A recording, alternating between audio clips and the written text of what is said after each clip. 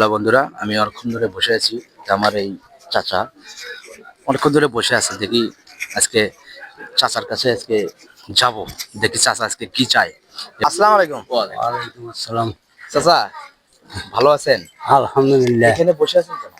বাবা আর কি নাই কিছু, এই যে মাইসে 2-4 পয়সা দেয়, ওই যে না খরচ পাতি করি। আপনার ছেলে মেয়ে নাই? ছেলে মেয়ে থাকেও নাই বাবা। তাই? হ্যাঁ, ছেলে মেয়ে থাকেও নাই। আপনি কি বাজার করতেছেন?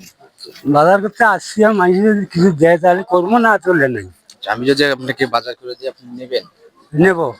আপনি চেনেন ওনাকে? হ্যাঁ হ্যাঁ চিনি। আপনি কি হ্যাঁ, খুব অসহায় লোক বা গরিব মানুষ।